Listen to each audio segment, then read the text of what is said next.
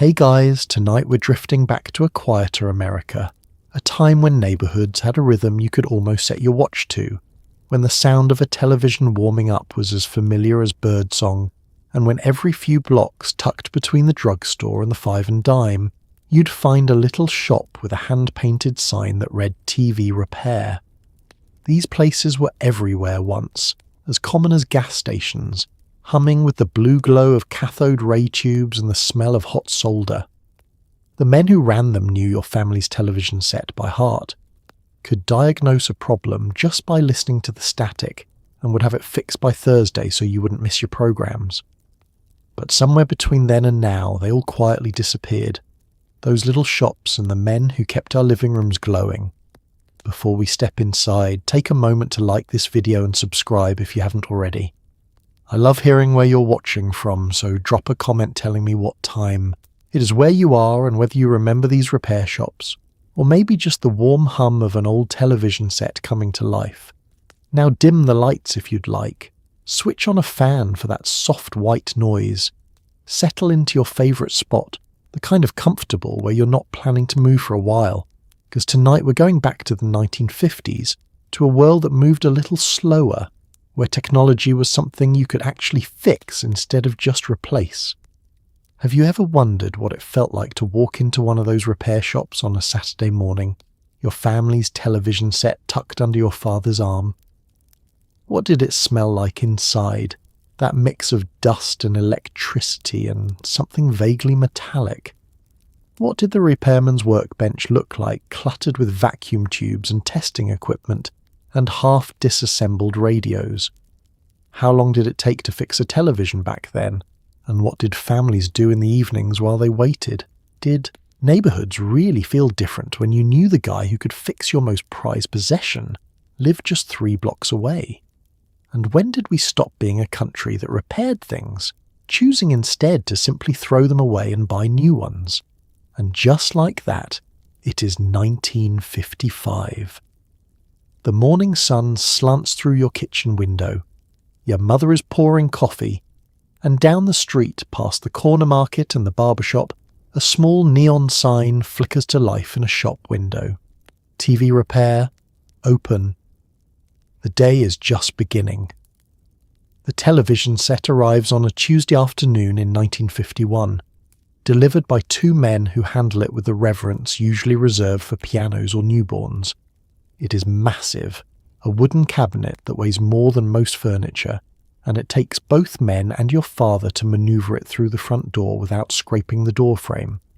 Your mother directs them to the corner of the living room, the spot she has already cleared and measured 3 times. The delivery men unwrap it carefully, peeling away layers of cardboard and blankets, and when they finally step back, there it stands. A gleaming piece of the future, its screen dark and waiting, its cabinet smelling faintly of varnish and new wood. Your father signs the paperwork, tips the men $1 each, and the moment the door closes behind them, the entire family gathers around this new presence in the room, this window to the world that has just arrived. The cabinet itself is beautiful, crafted from real wood with a finish that catches the afternoon light. It is not just an appliance. It is furniture, designed to sit proudly in your living room like a china cabinet or a grandfather clock. The screen, still dark, reflects your face back at you, and you reach out to touch it, feeling the slight curve of the glass, cool and smooth under your fingertips. Your younger sister asks when you can turn it on, and your father checks his watch, calculating. The installer is coming. At 4, he says, to connect the antenna and make sure everything works properly. Until then, the television simply sits there, silent and mysterious, holding the promise of all the programs you have heard about from neighbours and friends. Your mother runs her hand along the top of the cabinet, checking for dust that is not there, adjusting its position by 1/2 inch. She's been planning for this moment for months, ever since your father announced they had saved enough to buy a set. She has rearranged the furniture twice, moved the standing lamp to a different corner, Reposition the sofa so that everyone will have a clear view of the screen. The television has already changed the room before it has even been turned on, becoming the centre around which everything else now orbits. The installer arrives exactly at 4, a young man in coveralls carrying a toolbox and a length of antenna cable.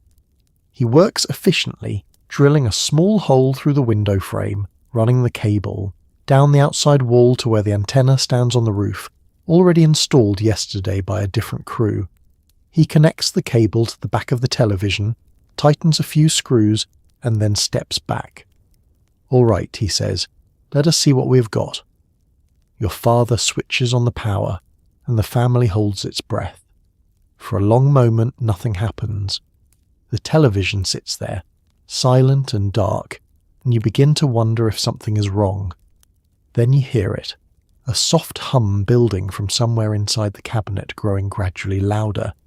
The screen begins to glow, first with a faint grey light that barely registers, then brighter, and suddenly, magically, an image appears.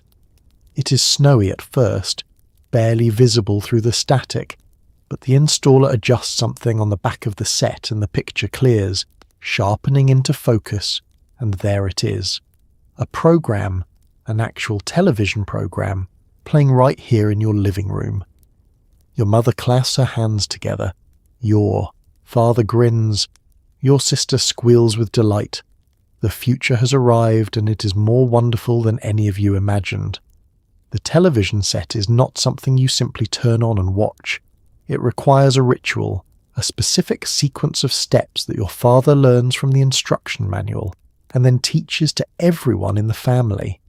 First, you switch it on and wait, because the tubes inside need time to warm up, a process that takes anywhere from 30 seconds to a full minute. You hear it before you see it, a soft hum that builds gradually, accompanied by a faint crackling sound like distant static. Then the screen begins to glow, a dim grey light that slowly brightens, and if you are lucky, a picture emerges from the snow, wavering at first, then steadying into something recognisable. Your father adjusts the rabbit ear antennas, tilting them this way and that, while your mother calls out from the couch whether the picture is getting better or worse. It is a family effort, this coaxing of images from the air, and when it finally works, when the picture locks in clear and steady, there is a small sense of triumph in the room. Your father keeps the instruction manual in the drawer of the end table, within easy reach, and he consults it often during those first few weeks. The manual is thick, filled with diagrams and technical language, and it explains not just how to operate the television, but how to care for it. Do not move the set while it is on. Do not block the ventilation slots on the back. Do not adjust the internal controls unless you know what you're doing. These warnings are printed in bold type, and your father takes them seriously, treating the television with a respect that borders on reverence. The antennas are their own mystery, 2 metal rods extending upward from the top of the cabinet like the feelers of some curious insect. Your father learns quickly that their position matters enormously, that moving them even an inch can mean the difference between a clear picture and unwatchable static. He discovers that the antennas work best when pointed toward the broadcast tower downtown, but that sometimes, for reasons no one can explain, they need to be angled slightly to the left or pulled apart wider. Each channel seems to have its own preferred antenna position, and your father begins to develop an intuition for it, adjusting them without thinking, responding to the quality of the picture with small, precise movements. Your mother learns to adjust the brightness and contrast knobs, finding the settings that make faces look natural instead of washed out or too dark. She discovers that the picture looks better with the living room lamps turned low, that too much light in the room makes the screen harder to see. She begins closing the curtains in the evening before your father turns on the set, creating a dim, theatre-like atmosphere that makes the television feel even more special. Your sister is fascinated by the vertical and horizontal hold knobs on the back of the set, the ones that control whether the picture stays stable or rolls up and down or flips sideways. Your father shows her how they work, letting her turn them carefully while he watches the screen, teaching her to make small adjustments, to feel for the point where the picture locks in. It is delicate work, requiring patience and a gentle touch, and she takes to it immediately, proud to be trusted with something so important. Within a month, the whole family has learned the television's moods and quirks, the way it sometimes needs a moment to stabilize after being turned on, the way certain channels come in better than others, the way the picture occasionally wavers during storms or when a plane flies overhead. You learn to read its signals, to know when something is wrong and when everything is working as it should. The television becomes not just an appliance, but a presence, something with its own personality and needs, and caring for it becomes part of the family's daily routine. It happens on a Thursday evening, right in the middle of your father's favourite programme. The picture begins to roll, the image sliding slowly upward, as if the television is trying to shake something loose. Your father reaches for the horizontal hold knob on the back of the set, the one he has learned to adjust over the past few months, and he turns it carefully, trying to stop the rolling. But tonight, it does not respond the way it usually does. The picture continues to drift upward, the faces on screen stretching and distorting, and no amount of knob turning seems to help. Your mother suggests turning it off and on again, which your father does, but when the set warms back up, the problem remains. The picture rolls and rolls, unstoppable, and finally your father sighs and switches it off completely. Tomorrow, he says, he will take it to the repair shop. The room feels strange with the television off, darker somehow even, though the lamps are still burning. Your sister asks if she can watch her programme tomorrow, and your father says he does not know, it depends on how long the repair takes. Your mother suggests listening to the radio instead, and she switches it on, filling the room with music, but it is not the same. The television has become part of the family's evening rhythm, and without it the night feels incomplete, like a meal missing its main course. Your father spends the rest of the evening worrying about the cost. A television repair is not cheap, though it is certainly cheaper than buying a new set, and he calculates in his head how much it might be, trying to remember what the neighbour paid last month when his set stopped working. He hopes it is just a tube, something simple and inexpensive, and not a major component that will require hours of labour. He has been careful with the set, following all the instructions in the manual, and he cannot understand why it has broken down so soon. It is only a year old, barely broken in, and it should be working perfectly. Your mother tries to reassure him. These things happen, she says. That is why there are repair shops. The television will be fixed in a few days and everything will be back to normal. But even she feels the absence of the set, the way the living room corner looks empty without its familiar glow. She catches herself glancing at it throughout the evening, expecting to see a programme playing, and each time she is met with a dark, silent screen, a reminder that something has gone wrong. That night, lying in bed, you think about the rolling picture, the way the images slid upward in an endless loop, faces dissolving into shoulders, shoulders into backgrounds, everything moving in a slow, unstoppable rotation. It was mesmerizing in a way, almost hypnotic, but also frustrating because you could not make sense of what you were seeing. You wonder what causes a picture to roll like that, what mechanical failure inside. The television makes the image lose its anchor and drift. You imagine tiny gears slipping, wires coming loose, tubes dimming and failing. The television, which seemed so magical when it arrived, now seems fragile, vulnerable, a complicated machine that can break in ways you do not understand.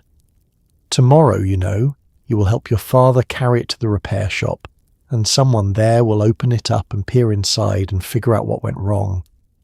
The thought is both reassuring and slightly sad, because it means the television is not perfect, not infallible, but just another machine that needs care and maintenance, just another thing in the world that can break. Saturday morning arrives cool and clear, and your father lifts the television set with a grunt, testing its weight before committing to the journey. You offer to help, and together you carry it down the front steps and onto the sidewalk, moving slowly, pausing every half block to rest.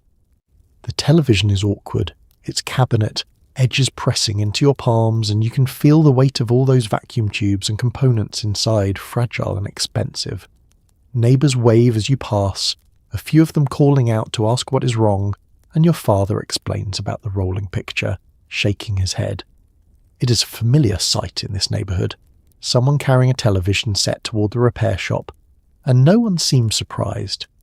You pass the drugstore, the barber shop, the corner market, and finally you see it. The small storefront with the neon sign that reads TV Repair, its letters glowing softly even in the daylight. The walk takes nearly 20 minutes, and by the time you reach the shop, your arms are aching, and your hands feel numb from gripping the cabinet. Your father sets the television down gently on the sidewalk just outside the shop door, and you both stand there for a moment, catching your breath, flexing your fingers. The morning air is cool against your face, and you can smell coffee from the diner next door, mixing with the faint metallic scent that seems to drift from the repair shop itself. Other people are out this morning running errands, doing their Saturday shopping, and several of them nod in recognition as they pass. Mrs. Henderson from 2 streets over stops to ask how your mother is doing, and your father chats with her for a moment before explaining that you need to get the television inside. She nods sympathetically, mentioning that her own set had a problem last year and this same shop fixed it in 3 days. Good as new, she says, and her words ease some of the worry in your father's face. You look through the shop window while your father talks, cupping your hands against the glass to see inside. The interior is dim but inviting, cluttered in a way that suggests knowledge rather than chaos. You can see shelves lined with small boxes, a workbench covered with tools and equipment, and the shapes of other television sets waiting to be repaired. A man moves, behind the counter, bent over something you cannot quite see, working with patient concentration.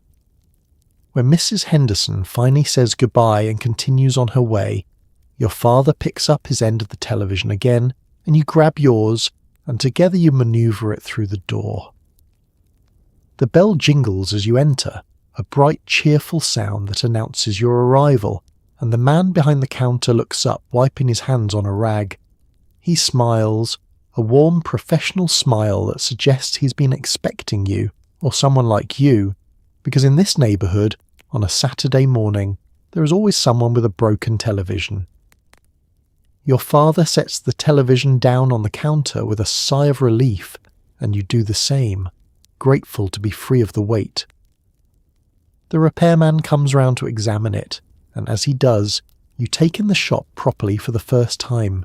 The walls covered with technical charts and calendar pages, the smell of solder and warm electronics, the soft hum of testing equipment running somewhere in the back.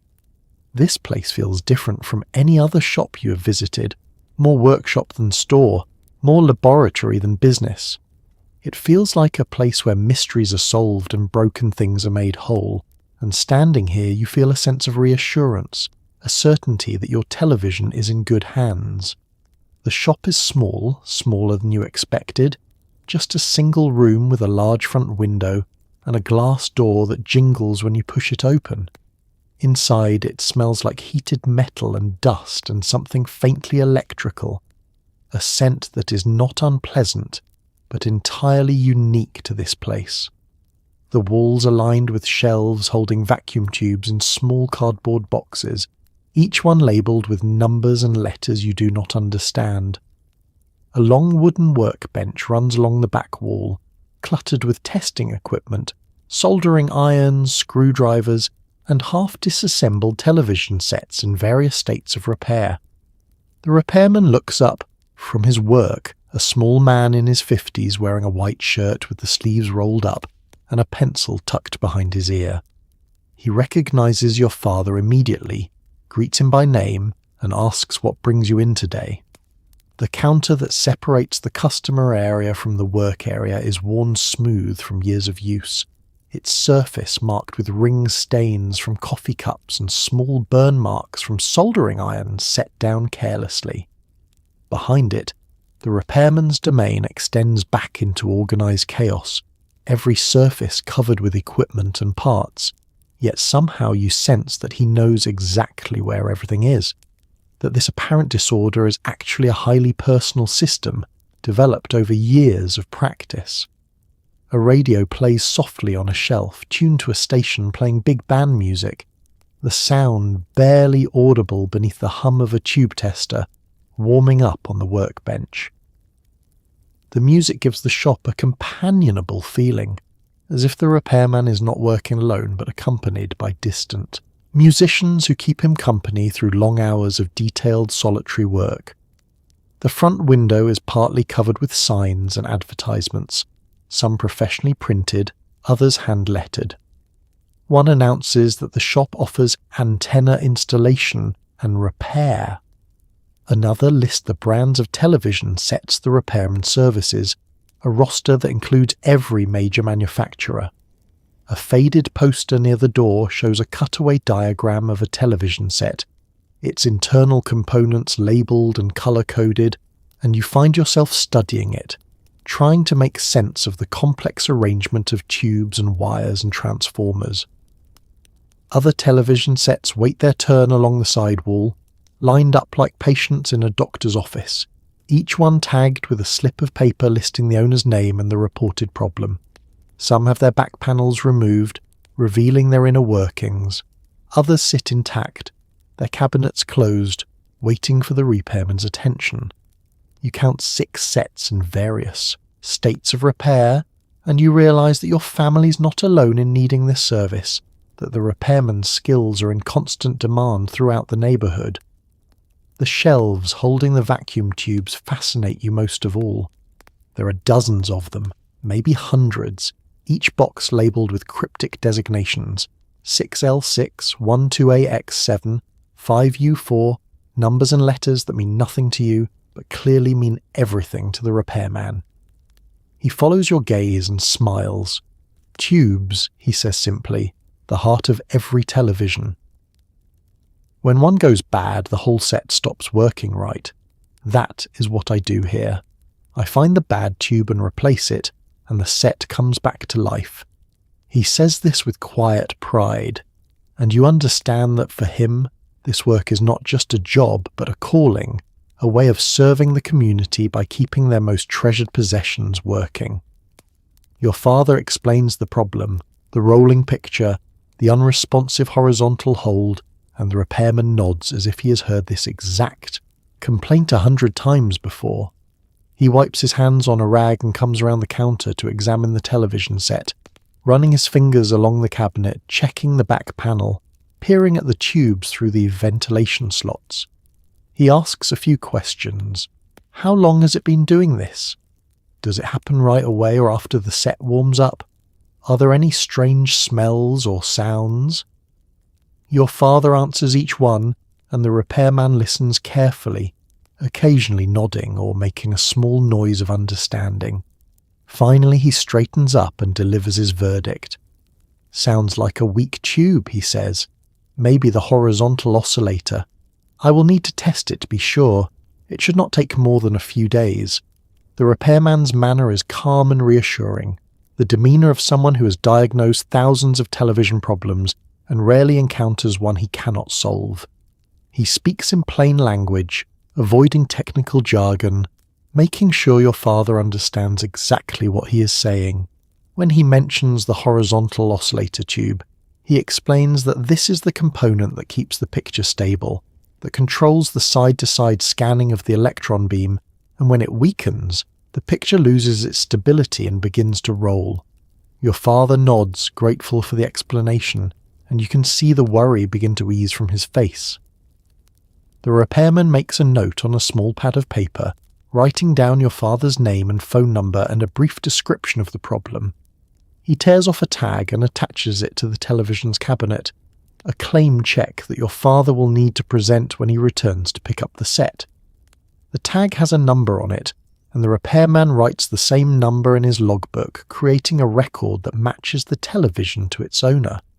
Before your father can ask, the repairman mentions the cost. If it is just a tube, he says, we are looking at about $8, parts and labour.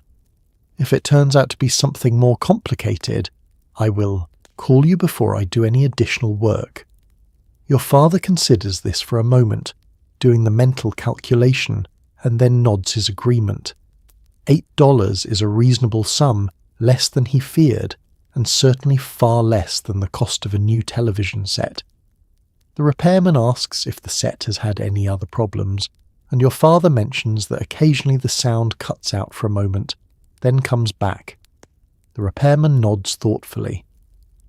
I will check the audio circuit while I have it open, he says. Might just be a loose connection, but I will make sure everything is solid. This attention to detail, this willingness to look beyond the immediate problem, is part of what makes him trusted in the neighbourhood. He does not just fix what is broken, he anticipates what might break next and addresses it before it becomes a problem. He begins to write out a receipt, his handwriting neat and precise, listing the television model, the problem description, the estimated cost, and the date you can expect to pick it up. He uses carbon paper to create a duplicate, handing one copy to your father and keeping the other for his records. The whole process is efficient and practiced, a routine he has performed countless times, and yet he never seems rushed or impatient. He takes the time to answer your father's questions, to explain what will happen next, to make sure your father feels comfortable leaving this valuable possession in his care. As your father folds the receipt and tucks it into his pocket, the repairman smiles. I will give you a call Monday afternoon when it is ready, he says. Should be good as new. Your father thanks him, and together you turn toward the door, leaving the television behind on the counter. The bell jingles again as you exit, and the last thing you see before the door swings shut is the repairman carefully lifting your family's television set and carrying it back toward his workbench, already beginning his examination, already solving the puzzle of what went wrong. The repairman carries your television set to his workbench and begins removing the back panel, and you watch, fascinated, as the inner workings of the set are revealed. Inside is a landscape of wires and components, a dense forest of vacuum tubes standing upright like miniature light bulbs, each one glowing faintly orange. The repairman explains in a patient voice that these tubes are what make the television work, each one performing a specific job, amplifying the signal, controlling the picture, producing the sound. When a tube goes bad, he says, the whole system suffers, like a single musician in an orchestra playing out of tune. He pulls one tube from its socket and holds it up to the light, examining it closely, then sets it aside and reaches for another. This process, he explains, is called troubleshooting, and it requires both knowledge and intuition, a kind of mechanical detective work that cannot be rushed. Your father leans in closer, trying to make sense of what he is seeing, and the repairman is patient with his questions. He points to different sections of the chassis, explaining their functions in terms that a layman can understand. This section here, he says, tapping a group of tubes near the front, handles the video signal, everything that creates the picture on the screen. These over here control the horizontal and vertical sweep, making sure the electron beam scans across the screen in the right pattern, and these handle the audio, turning the radio signal into sound. The tubes themselves are beautiful in a strange industrial way, glass cylinders with metal pins protruding from their bases, their interiors visible through the transparent glass. Some glow bright orange, their filaments heated to high temperatures. Others glow more faintly, a dim amber that barely registers. The repairman explains that the glow comes from the heater element inside each tube, which warms the cathode and allows electrons to flow. When the heater fails or the cathode wears out, the tube stops working and the television develops problems. He shows you how the tubes are arranged in a specific pattern, each one plugged into a socket on the chassis, held in place by friction alone. They can be removed by hand, pulled straight up with a gentle rocking motion, and replaced just as easily, which is why tube replacement is the most common repair. The tubes are modular, interchangeable, designed to be serviced, and this design philosophy means that most television problems can be fixed relatively easily, without replacing entire circuit boards or sending the set back to the factory. The wiring inside the television is a marvel of handcraftsmanship. Each connection is soldered by hand, each wire routed carefully to avoid interference, each component positioned precisely according to the manufacturer's design. The repairman traces a wire with his finger, following it from one tube to another, explaining how the signal flows through the circuit, transformed and amplified at each stage. It is like following a river from its source to the sea, he says, each tube adding something to the signal until it becomes strong enough to create a picture. Beneath the tube sockets, the chassis is dotted with other components, resistors, capacitors, transformers, each one playing a supporting role in the circuit's function. The repairman points out a large cylindrical capacitor, explaining that it stores electrical charge and smooths out the power supply. He indicates a transformer, describing how it steps the wall voltage up or down to the levels required by different parts of the circuit. He shows you a row of resistors, colour-coded bands wrapped around their bodies, explaining that these control the flow of current, like valves controlling water pressure. The complexity is overwhelming, hundreds of parts working together in precise coordination, and yet the repairman navigates this complexity with ease, his hands moving confidently among the components, his eyes spotting problems that you would never notice. He has spent years learning this landscape, studying schematics, tracing circuits, building an intuitive understanding of how televisions work and how they fail. This knowledge is both technical and experiential, a combination of book learning and hands-on practice, and it cannot be acquired quickly or casually. It is the knowledge of a craftsman, built slowly over time, refined through repetition, and it is what makes him valuable to the neighbourhood. The repairman reaches for a large metal box sitting on the counter, a device with rows of sockets and a glowing meter on its face. This, he explains, is a tube tester, and it is the most important tool in his shop. He inserts the suspect tube into one of the sockets, adjusts a few dials, and watches as the needle on the meter swings upward. He taps the tube gently, watching the needle wobble, then removes it and tries another. Each tube gets tested one by one, a methodical process that takes time and patience. When he finally finds the weak one, he holds it up triumphantly, showing your father the tube that has been causing all the trouble. This one is barely putting out any voltage, he says. No wonder your picture was rolling. I have a replacement in stock. Should have you fixed up by Monday. The tube tester itself is a fascinating piece of equipment, its panel covered with settings and switches, each one corresponding to a different type of tube. The repairman explains that there are dozens of different tube types, each with its own specifications, and the tester must be configured correctly for each one. He consults a chart mounted on the side of the tester, finding the correct settings for the tube he's testing, then adjust the dials accordingly. The process requires precision and attention to detail, but he performs it almost automatically, his hands moving through the familiar motions without conscious thought. When he activates the tester, the meter needle swings smoothly across its scale, settling into a zone marked with coloured bands. Green means the tube is good, he explains. Yellow means it is weak but still usable. Red means it is bad and needs to be replaced. The tube he is testing falls squarely in the red zone, and he nods with satisfaction, confirming his diagnosis. He pulls the tube from the tester and sets it aside, then reaches for the others, testing each one in turn to make sure there are no additional problems lurking in the set. Your father watches this process with interest, asking questions about how the tester works, and the repairman is happy to explain. The tester applies a voltage to the tube and measures how much current it produces, he says. A good tube will produce a strong, steady current. A weak tube will produce less current, and a dead tube will produce none at all. It is a simple test, really, but it tells you everything you need to know about the tube's condition.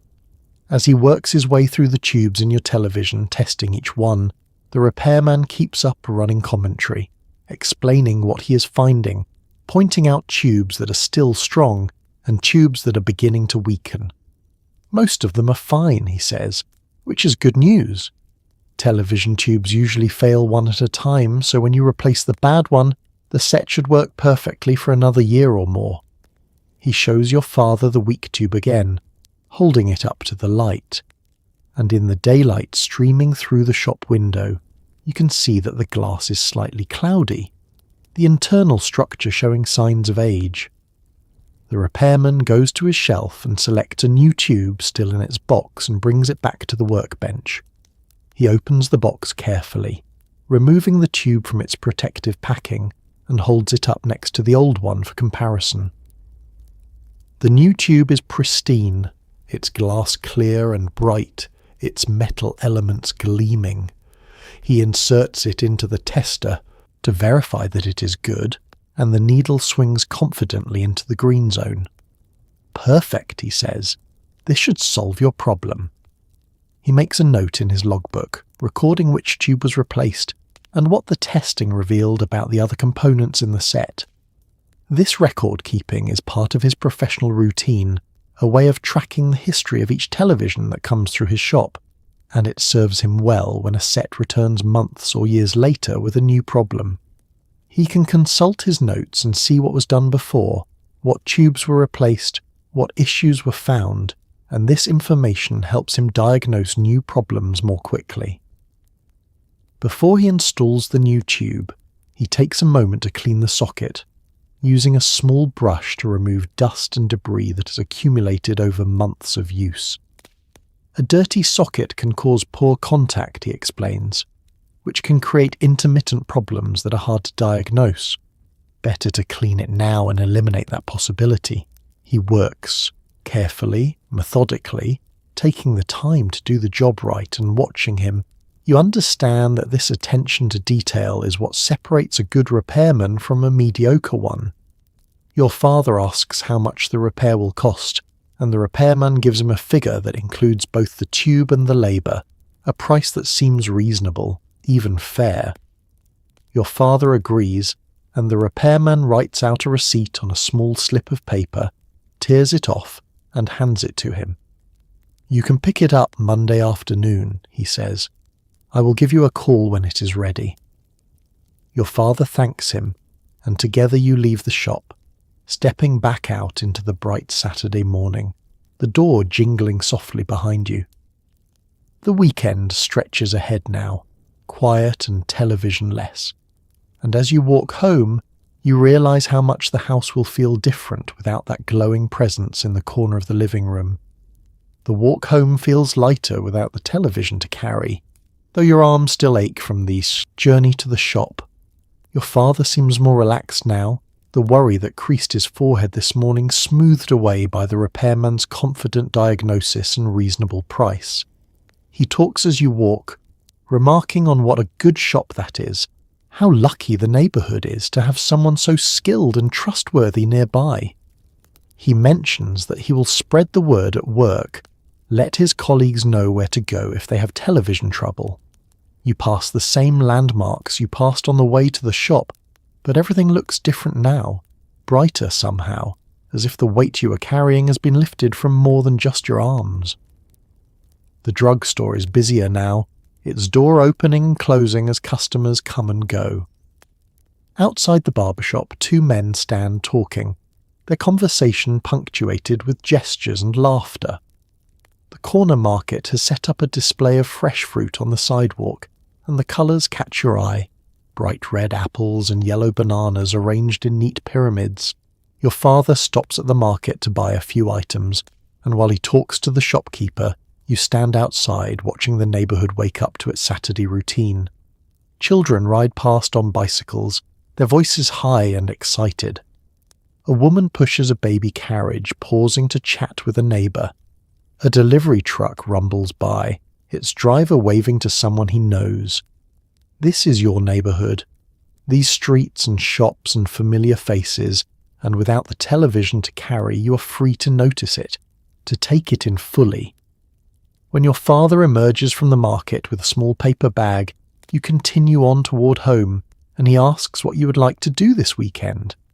The question surprises you, because normally Saturday evenings are television evenings, the schedule determined by what programmes are showing. But with the set in the shop, the weekend has opened up unexpectedly, become a blank space waiting to be filled. You suggest a few possibilities, and your father nods, considering them, and by the time you reach your front door, a plan has begun to take shape. Your mother looks up when you enter, and your father explains that the television is at the shop, that it will be ready Monday, that the repair should not be expensive. She receives this news with visible relief, and you realise that she's been worrying too, though she did not say anything. The television has become important to all of you, a shared pleasure, and its absence has left a gap that feels larger than the physical space it occupies. The rest of Saturday unfolds quietly, differently than it would have if the television were working. There is more conversation somehow, more laughter, more time spent together in ways that do not involve sitting in the dim living room watching the screen. It is not better exactly, but it is not worse either.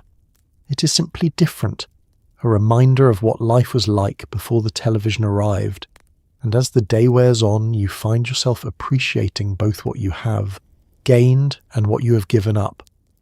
That evening, the living room feels strangely empty. The corner where the television usually sits looks bare, almost sad, and the family gathers there out of habit before realizing there is nothing to watch. Your mother suggests a board game, and your father agrees, pulling out the Monopoly set from the hall closet. You play for over an hour, the four of you gathered around the coffee table, rolling dice and moving tokens and arguing good-naturedly about the rules. Later, your father reads the evening paper while your mother works on her knitting, and you lie on the floor with a book, the house filled with a kind of quiet that feels both peaceful and slightly strange. It is not unpleasant, this slower pace, but it reminds you how much the television has become part of the family's rhythm, how much you have come to rely on it for entertainment and company. The board game starts with your sister choosing the race car as she always does, and you take the top hat and your parents divide the remaining tokens between them.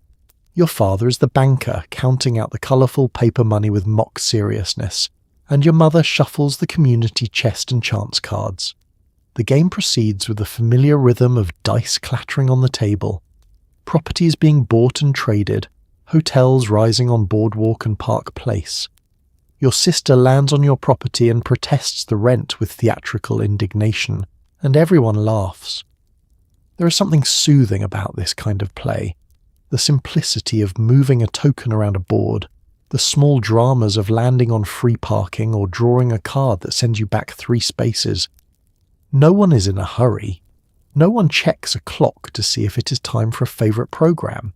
The evening stretches out long and unhurried, and somewhere around the time your father bankrupts your sister and she dramatically declares herself ruined, you realise that you're all talking more than you usually do, that conversations are happening that would normally be drowned out by the television's voices. When the game finally ends, your mother winning by a narrow margin, she suggests making popcorn, and your father agrees enthusiastically. You help her in the kitchen, shaking the pan over the burner while the kernels pop and jump, filling the room with their warm, buttery smell. You pour the popcorn into a large bowl and carry it back to the living room, where your father has settled into his chair with the evening paper spread across his lap. The newspaper rustles as he turns the pages, and your mother's knitting needles click softly, and you turn the pages of your book, and your sister sprawls on the rug with her own book, and the house is full of small, comfortable sounds. This is what evenings were like before the television, you realise, this gentle collection of separate activities happening together, each person doing their own thing but in the presence of the others, connected by proximity and quiet affection. Your mother finishes a row of knitting and pauses to examine her work, holding it up to the lamplight. She's making a sweater for your sister, and the partial garment dangles from the needles, shapeless still but showing the promise of what it will become.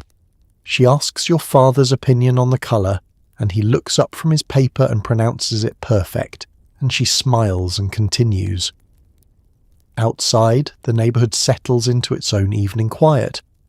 You hear a dog bark a few houses away, and the sound of a car passing on the street, and somewhere in the distance, music playing softly from someone else's radio.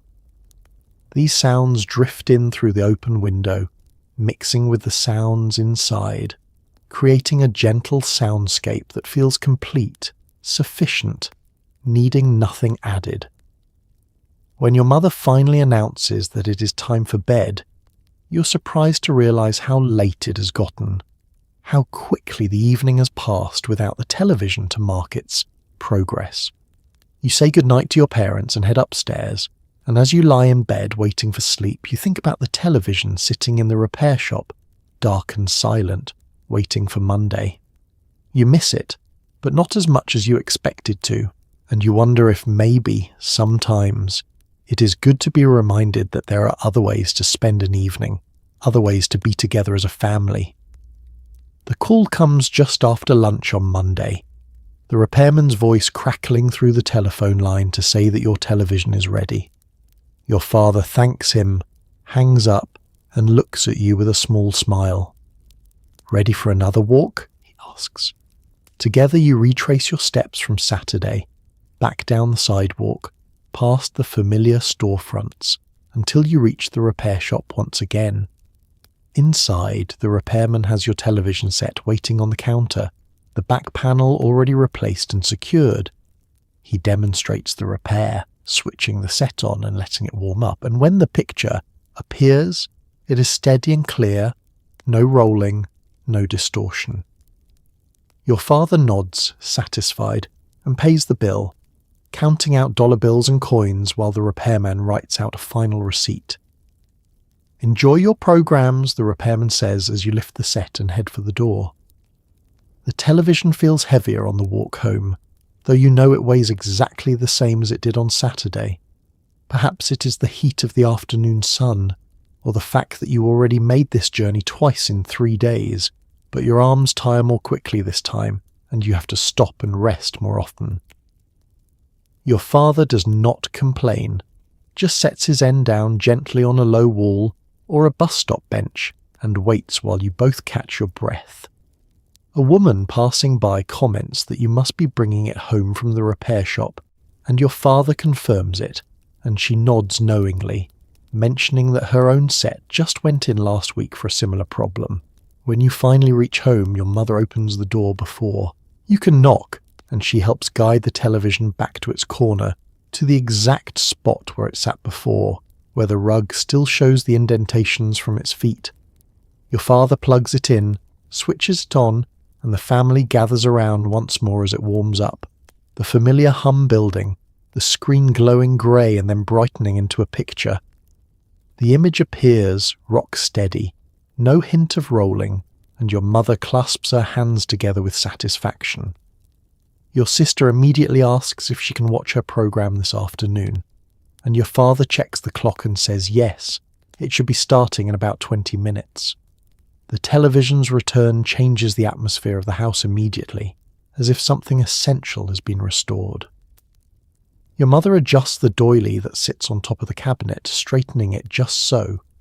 Your father fine-tunes the antenna position, getting the picture as clear as possible.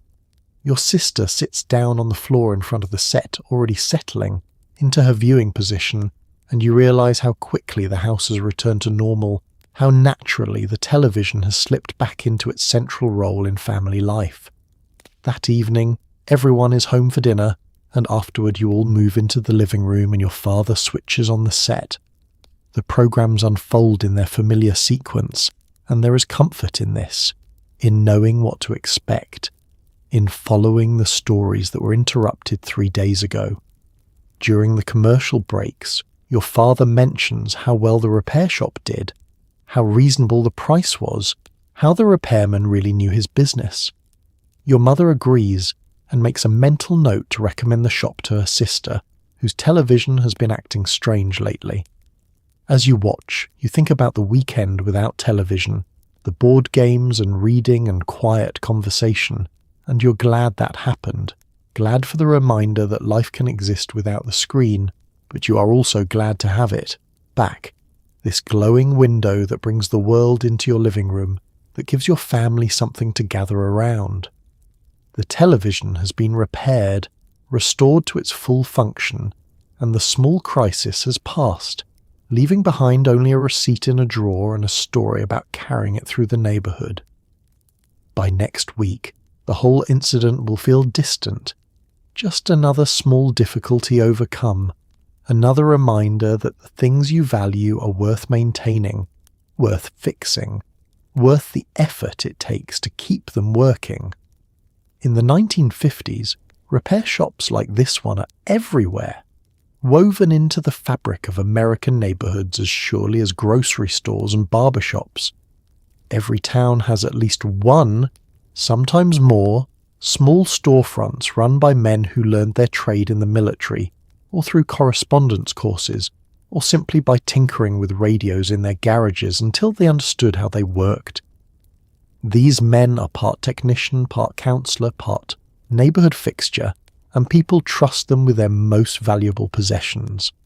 A television set in 1955 is not a disposable item. It is an investment, a piece of furniture that costs as much as a month's rent, and when it breaks, you do not throw it away. You take it to the repair shop, and you wait while a skilled man brings it back to life. This is the way things are done, and no one questions it. Repair is simply part of ownership. The culture of repair extends far beyond televisions. The same neighbourhoods that have television repair shops also have shoe repair shops, where a cobbler can resole your worn shoes for a fraction of the cost of buying new ones. There are watch repair shops, where patient craftsmen work with tiny tools under magnifying glasses, replacing springs and gears and crystals. There are appliance repair shops that service refrigerators and washing machines and vacuum cleaners, shops staffed by men who understand motors and pumps and heating elements. This network of repair services creates a different relationship between people and their possessions. When you know something can be fixed, you treat it more carefully, maintain it more thoughtfully, develop an attachment to it that goes beyond mere utility. Your father's watch, which belonged to his father before him, has been repaired 3 times in the past decade, and he expects to pass it down to you someday, still working. Your mother's sewing machine, purchased when she and your father were first married, has been serviced regularly by the same repairman for 15 years, and she cannot imagine replacing it. The economic logic of repair is so obvious that no one even discusses it. A television that costs $300 new can be kept working for years with repairs that rarely exceed $20. Shoes that cost $12 can be resoled for $3. A watch that costs $50 can have its mainspring replaced for $5. The arithmetic is simple and it shapes behaviour across all social classes. Wealthy families repair their possessions because waste is unseemly. Middle-class families repair because it makes financial sense. Working-class families repair because they have no other choice. But the culture of repair is about more than economics. It is about knowledge living in communities, accessible and personal. The television repairman knows your family by name. He remembers which set you own and what problems it has had in the past. He gives you advice when you're thinking about buying a new set, tells you which brands are reliable and which ones give trouble. He's invested in your satisfaction because you are not just a customer, but a neighbour, someone he will see at the grocery store and the post office and the church social. This personal connection creates accountability that transcends any formal warranty or service contract. The repairman stakes his reputation on every repair he performs, knowing that word travels fast. In a small community, if he does shoddy work or overcharges, everyone will know by the end of the week. But if he is honest and skilled and fair, his business will thrive, sustained by recommendations passed neighbour to neighbour, friend to friend. The repair shop is not just a business. It is a community institution, as essential to the neighbourhood's functioning as the fire station or the library. The men who run these shops are largely self-taught, their knowledge accumulated through years of patient study and hands-on experience. They subscribe to technical journals, attend occasional training sessions offered by manufacturers, and most importantly, they learn from each other, sharing tips and troubleshooting techniques when they encounter unusual problems. There is a professional camaraderie among repairmen, a sense that they are all engaged in the same essential work, keeping the machinery of daily life running. And it is essential work, genuinely so, in an era when new technologies are flooding into American homes, when televisions and modern appliances are transforming daily life. The repairmen are the ones who make these transformations sustainable. They are the bridge between cutting-edge technology and ordinary people, translating complexity into comprehensibility, transforming mysterious failures into fixed working devices. Without them, the television revolution would falter, because few families could afford to replace their sets every time something went wrong.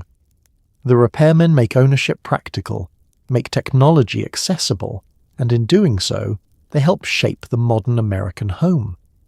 The repairman in your neighbourhood knows things that seem almost magical. He can listen to the hum of a television set and tell you which tube is failing. He can look at the pattern of the static on the screen and diagnose a loose connection or a bad capacitor. He keeps notebooks filled with schematics, hand-drawn diagrams of circuit boards and component layouts, and he can cross-reference part numbers in thick catalogues that sit on his workbench like technical Bibles.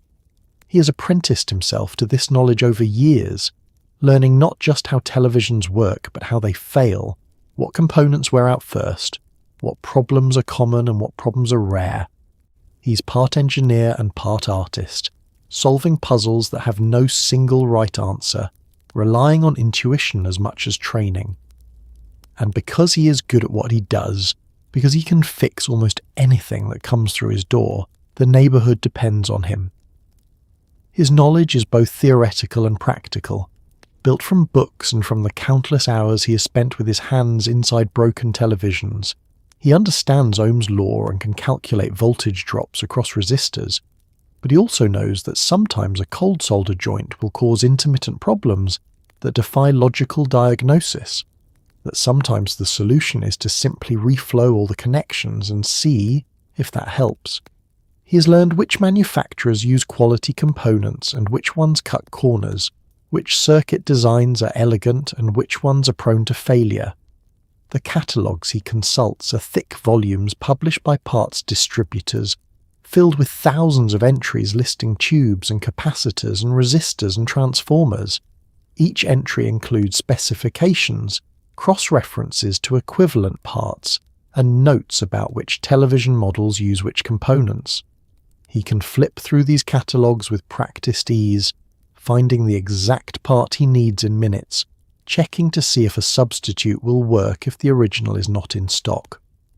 These catalogues are updated annually, and he saves the old ones, building a reference library that spans years of technological change. His workspace reflects his accumulated knowledge. Tools hang on pegboards in precise arrangements, each one returned to its designated spot after use. Component drawers are labelled and organised by type and value. Test equipment sits ready for use, calibrated and maintained.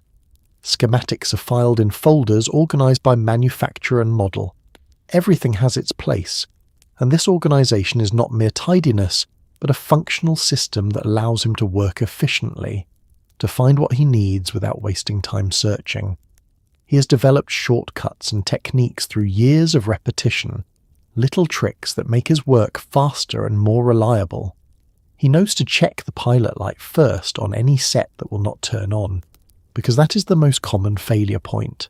He knows that picture tubes rarely fail suddenly, that they usually give warning signs first, gradually dimming or developing poor focus.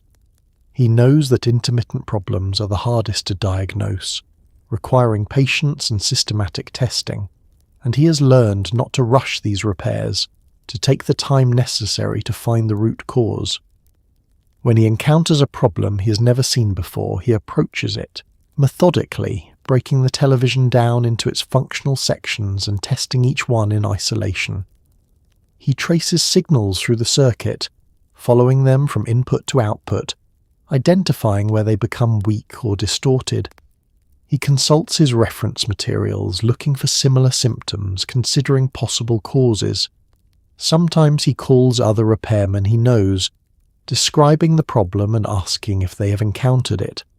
There is no shame in seeking help, because the goal is not to prove how much he knows, but to fix the television and satisfy the customer.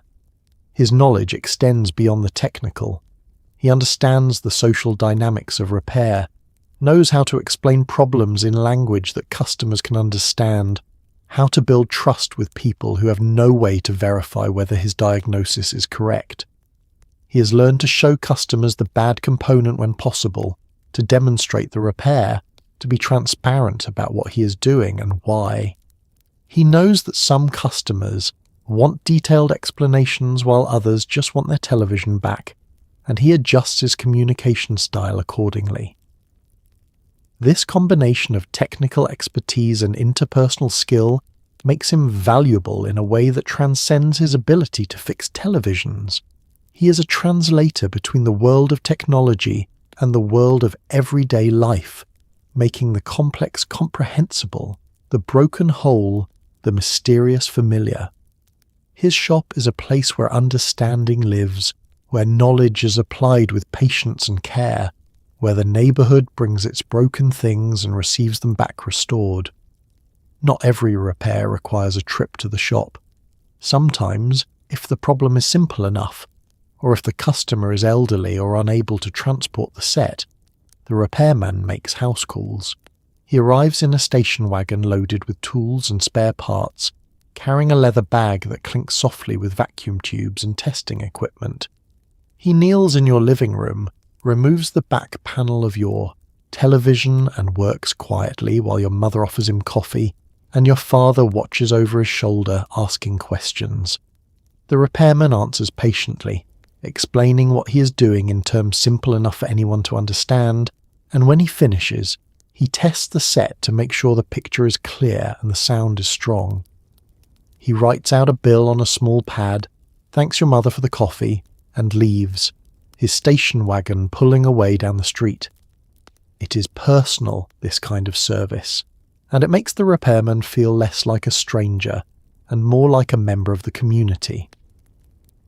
The house call begins with a phone call to the shop, your father explaining the problem and asking if it is something that can be fixed at home. The repairman asks questions, trying to diagnose the issue over the phone, and if it sounds like a simple repair, he offers to come by that afternoon or the next morning. He gives a time window, usually an hour or two, and arrives promptly within it, respecting the customer's schedule, understanding that people have jobs and obligations and cannot wait all day. When he arrives, he parks his station wagon at the curb and gathers his tools, selecting what he thinks he will need based on the problem described. He carries his tube caddy, a wooden case divided into compartments, each one holding a different type of vacuum tube. He brings his multimeter for testing voltages and continuity. He brings screwdrivers and pliers and a small soldering iron just in case.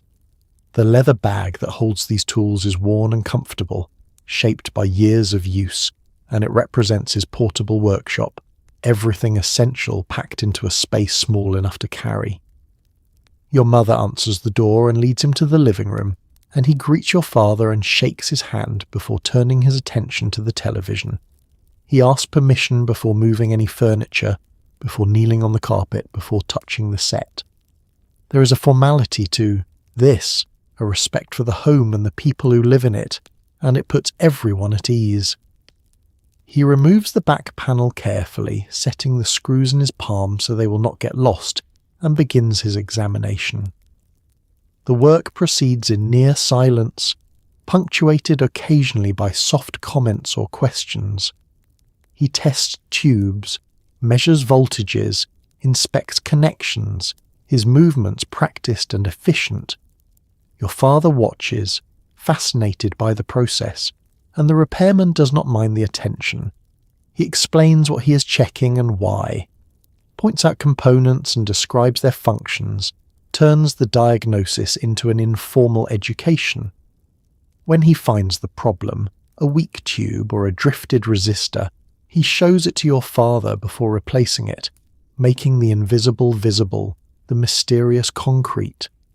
The repair itself takes perhaps 20 minutes, but the repairman does not rush. He double-checks his work, makes sure all connections are solid, replaces the back panel and tightens the screws, securely. Then he asks your father to switch on the set, and together they watch as it warms up, as the picture appears clear and steady. The repairman makes small adjustments to the controls, optimizing the picture quality, and when he is satisfied, he nods and begins packing his tools. Your mother returns with coffee and a slice of cake, and the repairman accepts gratefully, sitting for a moment at the kitchen table, making conversation about the neighbourhood, about the weather, about how well the television is working now. This social component of the house call is as important as the technical work, a recognition that he is not just a service provider, but a neighbour, someone who shares the community's life. When he finally stands to leave, writing out his bill and accepting payment, there's warmth in the interaction, genuine appreciation on both sides. Your parents thank him, and he tells them to call if they have any more trouble, and everyone knows the offer is sincere. The repair shop becomes, in its own quiet way, a gathering place. Men stop by not just to drop off broken sets, but to chat, to ask advice, to see what the repairman is working on. They lean against the counter and talk about reception problems, about which antenna works best, about the new models coming out next year.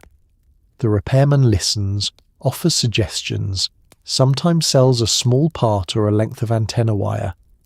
Boys your age wander in after school, drawn by curiosity, and the repairman lets them watch as he works, explaining what he is doing, letting them hold a vacuum tube or test a resistor with a multimeter. It is an informal education, a glimpse into a world of wires and circuits and patient problem solving, and some of those boys will grow up to become repairmen themselves, carrying forward the knowledge they absorbed in that cluttered little shop. The shop occupies a unique position in the neighbourhood's social geography. It is not quite a business and not quite a club, but something in between. A place where people gather because they have a reason to be there but stay because the conversation is good. On Saturday mornings especially, there is often a small cluster of men near the counter, trading stories and opinions, their voices mingling with the radio's music and the soft hum of test equipment. They discuss the relative merits of different television brands with the seriousness that other men bring to discussions of baseball teams or political candidates. Someone insists that RCA makes the most reliable sets, while another argues that Zenith has better picture quality. A third man mentions that he just bought an Admiral and got a good deal, and the repairman offers his opinion, noting that Admiral uses decent components but their tuners sometimes drift. The conversation meanders through technical details and personal experiences, building a collective wisdom that is shared freely among those present. When someone brings in a television for repair, the transaction becomes a public event, witnessed and commented upon by whoever happens to be in the shop. The problem is described, the likely cause discussed, opinions offered about how long the repair will take and how much it should cost. This transparency builds trust, because the repairman's diagnosis is subject to immediate scrutiny by an informed audience. If he tries to recommend an unnecessary repair, someone in the shop will notice. If he quotes a fair price, the customer leaves confident that he is not being taken advantage of.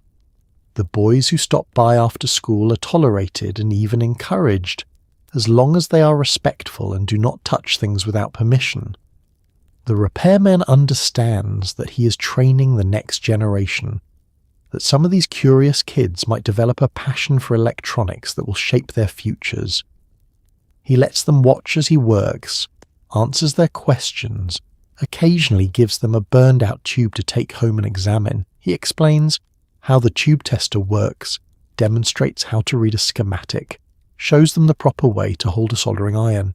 Some boys become regulars, stopping by several times a week, gradually taking on small tasks, helping to organize parts or sweep the floor, or carry televisions from the front counter to the workbench. The repairman pays them with spare parts or old equipment, things that have no value to him, but are treasures to a young person interested in electronics. He knows that he is not just fixing televisions, but investing in the future, passing along knowledge that might otherwise be lost. The shop also serves as an information exchange, a place where news and recommendations flow freely. Someone mentions that the hardware store has antenna wire on sale.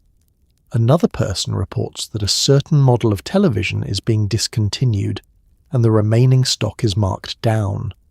The repairman himself becomes a source of consumer advice, steering people toward products and services he trusts, warning them away from ones he does not. His recommendations carry weight because everyone knows he has no incentive to mislead them, that his reputation depends on being honest. This social function of the repair shop is never explicitly acknowledged, but everyone who frequents it understands it intuitively. The shop is a node in the neighborhood's network, a place where relationships are formed and maintained, where knowledge circulates, where the community sustains itself through countless small interactions. When the shop eventually closes, years from now, what will be lost is not just a place to get televisions fixed, but a gathering point, a center of gravity, a space where the neighborhood came together in casual, comfortable proximity. A new television set in the 1950s costs anywhere from $200 to $500, a significant sum for most families, and so the decision to repair rather than replace is an easy one. A typical repair, the replacement of a few tubes and maybe a capacitor, costs between $5 and $15, a fraction of the price of a new set. Even a major repair, something requiring hours of labor and multiple parts, rarely exceeds $50. And so people repair their televisions again and again, nursing them through years of service, calling the repairman whenever something goes wrong. The economics are simple and sensible. Fix what you have, because buying new is expensive and wasteful. This logic applies not just to televisions, but to everything. Radios, toasters, vacuum cleaners, washing machines. The culture of repair is built on thrift and practicality, and it makes perfect sense in a world where things are built to last and skilled labor is affordable. The cost structure of television repair is transparent and predictable. Parts are inexpensive because vacuum tubes are mass-produced commodities, and most other components are similarly standardized. A replacement tube might cost $2 or $3 wholesale, and the repairman marks it up to $4 or $5 retail, a modest margin that allows him to stay in business without gouging customers. Labor is charged by the hour or by the job, typically $5 to $10 depending on the complexity of the repair. There are no hidden fees, no diagnostic charges separate from repair charges, no attempts to upsell unnecessary services. This transparency is possible because both the repairman and the customer understand what is being done. The repairman can show you the failed component, explain why it needs to be replaced, demonstrate that the new one works. The customer can see that the work being charged for is real work, not padding or fabrication. Trust is built through this visibility, and trust makes the whole system function smoothly. The economics also favour longevity. A television that costs $300 represents a substantial investment, perhaps 2 weeks of a working man's salary, and no one wants to replace it prematurely. The repairman understands this and treats each set with care, aiming not just to fix the immediate problem, but to extend the set's useful life as long as possible.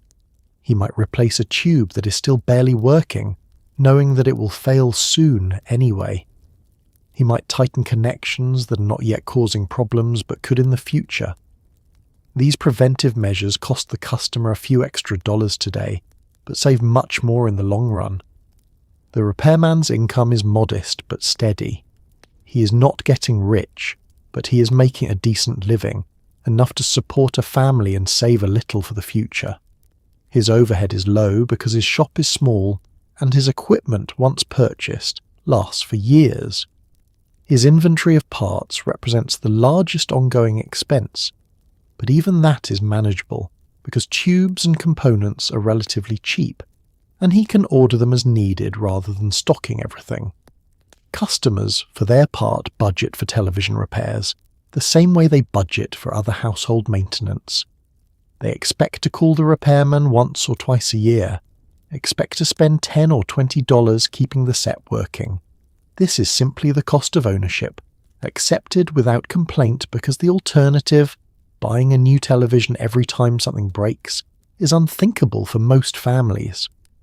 The repair economy also creates stability in the community.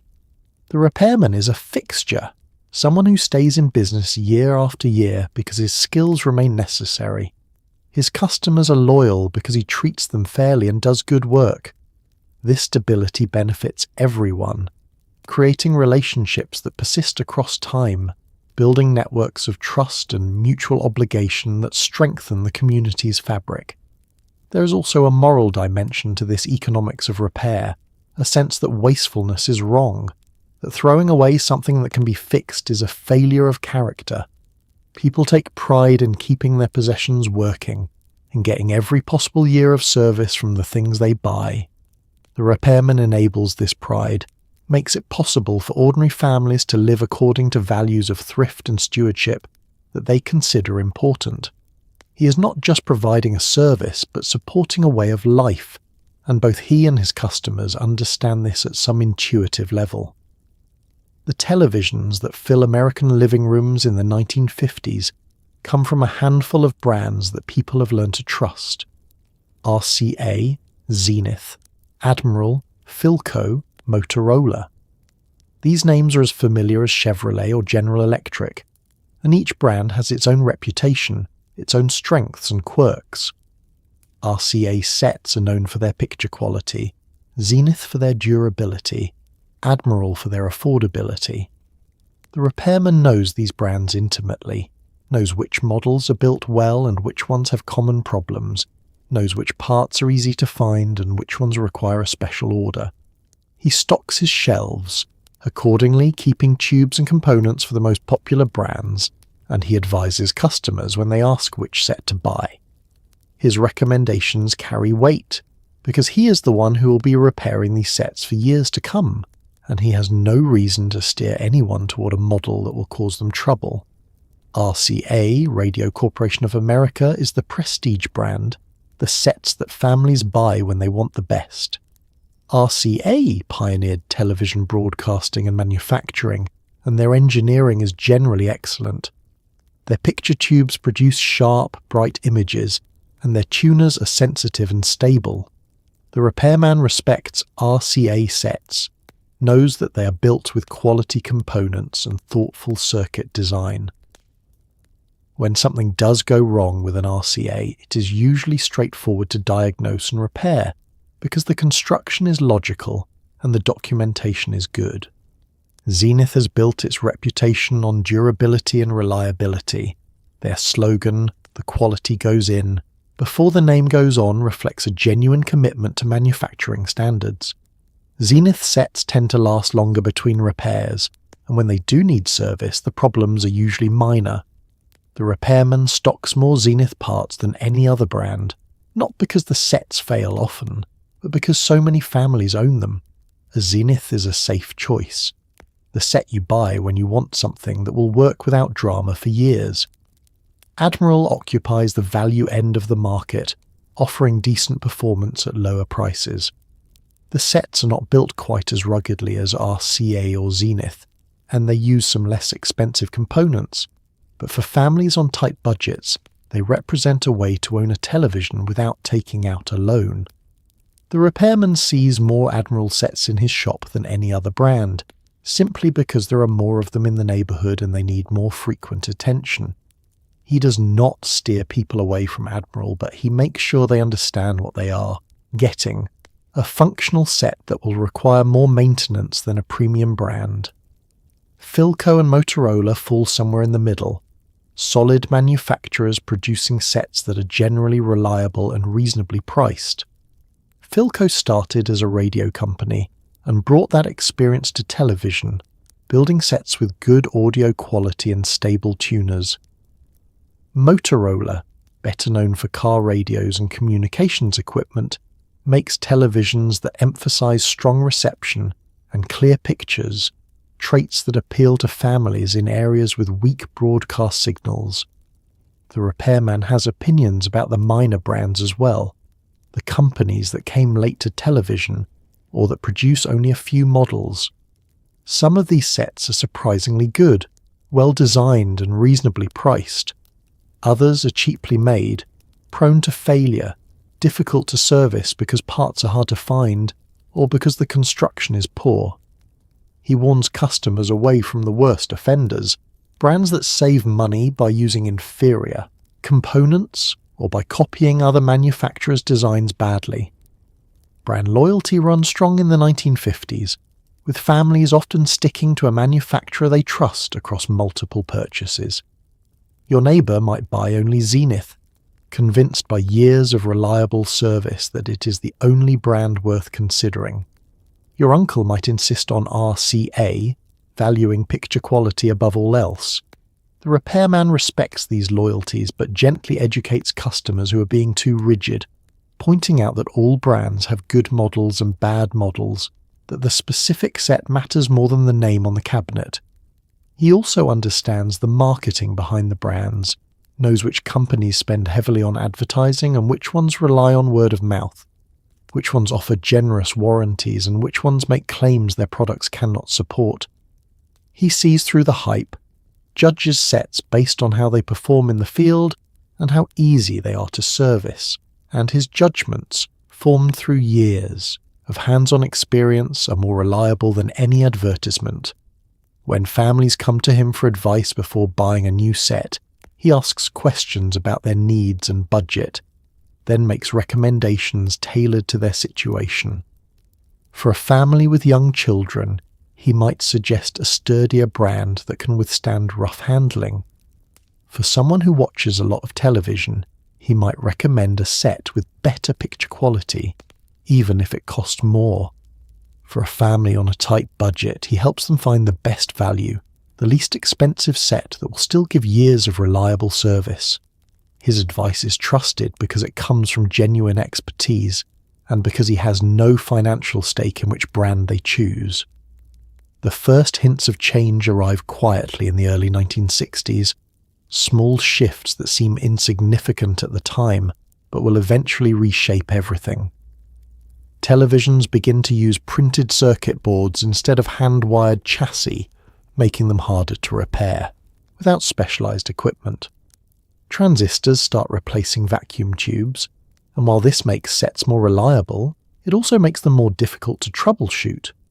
Manufacturers begin designing sets that are meant to be serviced at authorized repair centers rather than by independent shops, and warranties start including clauses that void coverage if anyone other than an authorized technician opens the cabinet. The repairman in your neighborhood notices these changes, grumbles about them occasionally, but continues doing what he has always done, fixing what comes through his door, adapting as best he can. The printed circuit boards appear first in the newer, more expensive models, replacing the point-to-point wiring that has been standard since the beginning of television. These boards are more reliable because the connections are made by machine rather than by hand. But when something does go wrong, repair becomes more complicated. You cannot simply unsolder a component and replace it. You have to work around the tight spaces of the circuit board, and if you apply too much heat, you risk damaging the board itself. The repairman invests in new tools, a smaller soldering iron with better temperature control, desoldering braid for removing components cleanly, but he worries about where this trend is leading. Transistors are even more troubling. They're tiny, solid-state devices that perform the same functions as vacuum tubes, but use far less power and generate far less heat. Televisions that use transistors are smaller, lighter, more efficient, and they require less frequent repair because transistors last much longer than tubes. But when a transistor does fail, diagnosing which one is bad becomes much harder because the symptoms are less obvious, and testing requires specialized equipment. The tube tester that has served the repairman so well for 20 years is useless with transistors. He needs new equipment that is expensive and complex, and he is not sure the investment makes sense. The manufacturers, meanwhile, are reorganizing their service networks. Instead of supporting independent repair shops, they're establishing authorized service centers, larger operations that can handle higher volumes and that have direct relationships with the factory. These authorized centers receive training, technical documentation, and access to proprietary parts that independent shops cannot get. The manufacturers justify this by arguing that modern televisions are too complex for small shops to service properly, that consumers deserve professional, factory-trained repair technicians. But the repairman sees it differently. He sees manufacturers trying to control the entire life cycle of their products, from sale to repair to eventual replacement, cutting out the independent operators who have sustained the industry for years. The warranties are another pressure point. New televisions come with 1-year warranties that cover parts and labour, but only if the repair is performed by an authorised service centre. If an independent repairman opens the cabinet, even just to look, the warranty is voided. This forces customers to use the authorised centres during the warranty period, and by the time the warranty expires they have formed a relationship with that centre and are less likely to seek out an independent shop. The repairman loses business not because his skills have diminished, but because the rules have changed. He tries to adapt, offering services that the authorised centres do not: house calls, evening and weekend appointments, personal attention, lower prices. He emphasises his years of experience, his knowledge of older models that the centres no longer want to bother with. He builds relationships with customers who value his honesty and craftsmanship, who prefer dealing with a local businessman they know rather than a corporate service centre, where they will see a different technician every time. But he can feel the ground shifting beneath him, sense that the world is moving in a direction that does not include him. The technology is changing faster than he can keep up, and the economics that made his shop viable are eroding. Parts are more expensive and harder to get. Customers are more likely to upgrade to new models rather than repair old ones. The manufacturers are actively working against independent repair, designing products that discourage it, creating service networks that exclude it. He does not talk much about these worries, but they are there, a low background hum of anxiety that colours his thoughts as he works. He is in his late 50s now, and he wonders whether he should try to retrain for this new era of solid-state electronics, or whether he should simply ride out his career repairing the older tube sets, knowing that eventually there will be too few of them left to sustain his business. It is a question he cannot yet answer, so he continues working day by day fixing what people bring him, hoping that his skills will remain relevant a little longer. By the 1970s, the culture of repair is beginning to fray. New television sets are cheaper than they used to be, thanks to mass production and imported components, and the gap between the cost of repair and the cost of replacement is narrowing. A repair that once seemed like an obvious choice now feels less certain, especially when a new set comes with a warranty and the promise of better picture quality. People start asking the repairman whether it is worth fixing an old set or whether they should just buy new, and sometimes, reluctantly, he tells them that buying new makes more sense. It is a painful admission, one that goes against everything he believes about thrift and craftsmanship, but he is honest, and he will not take someone's money for a repair that does not make economic sense. The shift is gradual, but unmistakable. Where repair was once the default choice, it now requires justification.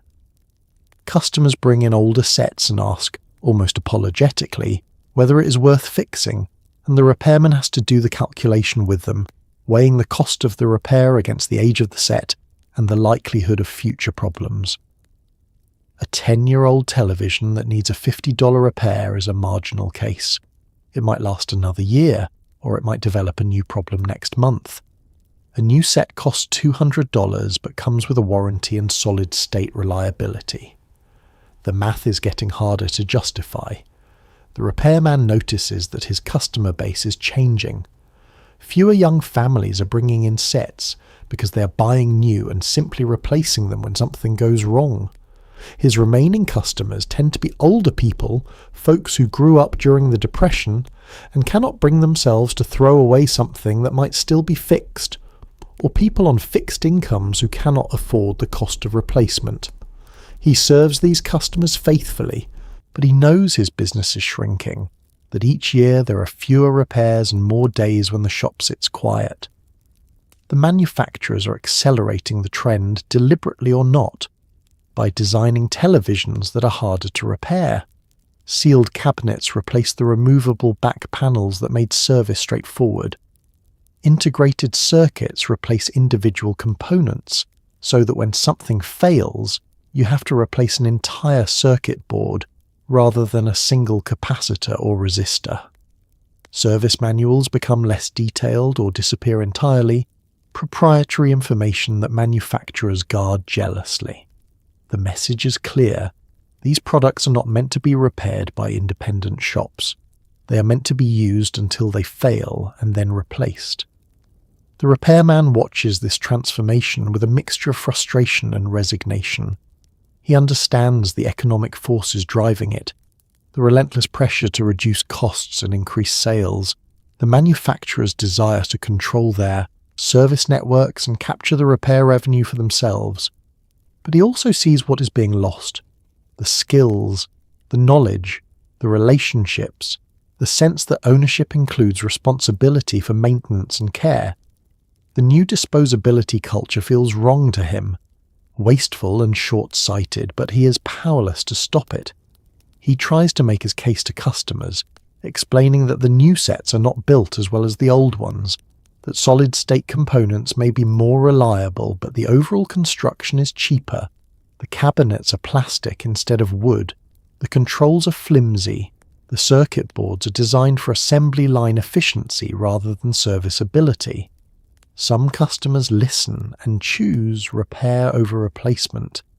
Others nod politely and buy new anyway, because that is what everyone else is doing, because the old set looks outdated sitting next to the neighbour's modern console, because the new sets have features the old ones lack.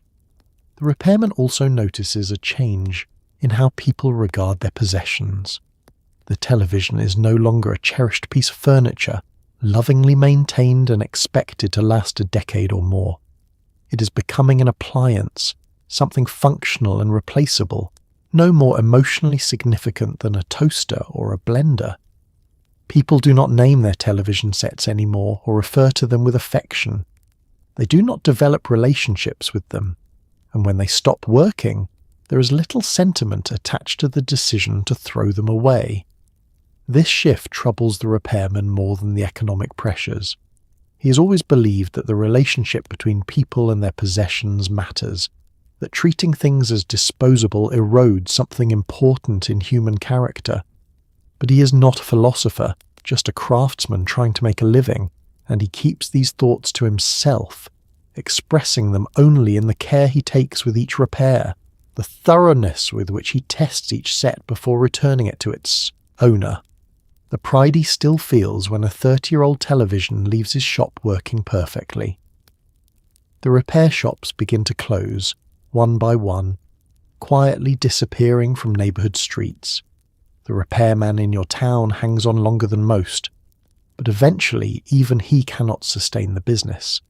Fewer people are bringing in sets to be fixed, and the repairs that do come in are more complicated, requiring specialised tools and parts that are harder to find. He tries to adapt, offering to repair other electronics, radios and stereos and early VCRs, but it is not enough. One day you walk past the shop and notice that the neon sign is dark, the window papered over, and a few weeks later a new business moves in, a dry cleaner or an insurance office, and the repair shop is gone, as if it never existed at all. The closing happens gradually, then suddenly. For months, maybe a year, the shop is open fewer hours, the repairman cutting back to 3 or 4 days a week, then just weekends, trying to reduce his overhead while keeping the business alive. The shelves that once held hundreds of tubes begin to look sparse as he stops restocking parts that rarely sell. The workbench accumulates a thin layer of dust in the corners, and the radio that used to play all day sits silent. Regular customers notice the changes and worry. They ask if everything's all right, and the repairman assures them that he is fine, just slowing down a bit, thinking about retirement. But they can hear the resignation in his voice, see the weariness in his eyes. He's not just tired from the physical labour of repair.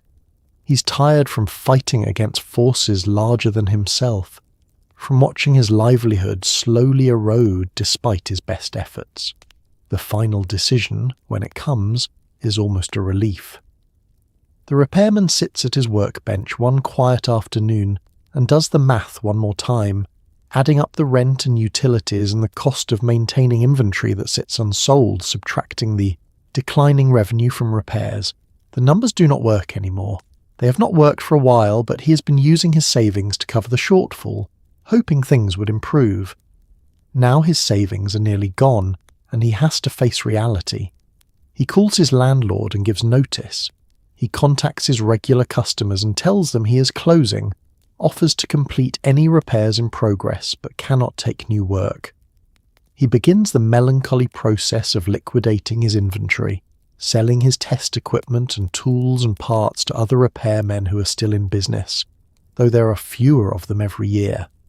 Some things have no buyers, equipment so specialised that only a television repairman would want it, and these items end up in the back of his station wagon destined for his garage, saved not because he expects to use them again, but because he cannot bring himself to throw them away. On his last day, a few customers stop by to say goodbye, to thank him for years of good service, to wish him well in retirement. He appreciates their kindness, but the goodbyes are painful, reminders that he is not retiring by choice, but surrendering to circumstances beyond his control. He would have kept working, would have happily spent another decade in this cluttered little shop, fixing televisions and chatting with neighbours, but the world has moved on and left him behind. When he finally locks the door for the last time and hangs the close sign in the window, he feels an emptiness that has nothing to do with the physical space. The shop was more than a business. It was his identity, his contribution to the community, his connection to the neighbourhood. Without it, he is just another retiree, and while he tells himself he will find other ways to stay busy, he knows it will not be the same. Within weeks, the new tenant takes over the space. The shelves that held vacuum tubes are torn out. The workbenches hauled away. The walls are repainted, the floor refinished, every trace of the repair shop systematically erased. The transformation is quick and complete. as if the shop's 30 years of existence were just an interlude, a brief chapter now concluded. Neighbours walking past barely notice the change, except for the oldest ones, who remember when the shop opened and who feel a small pang of loss when they realise it is gone. When the repair shops disappeared, something more than convenience vanished with them. We lost a connection to the things we owned, a sense that our possessions were worth caring for, worth fixing, worth keeping. We lost the knowledge that lived in those shops, the accumulated wisdom of men who understood how things worked and could coax them back to life. We lost the relationship between customer and repairman, that quiet trust that came from knowing someone in your neighbourhood could solve your problems. And we lost a certain kind of self-reliance, the belief that broken things could be made whole again, that nothing was truly disposable. The repair shop was never just about fixing televisions. It was about a way of thinking, a way of living, and when it vanished, we became a society that throws things away instead of fixing them, that values convenience over durability, that has forgotten how to repair. The loss extends beyond the practical.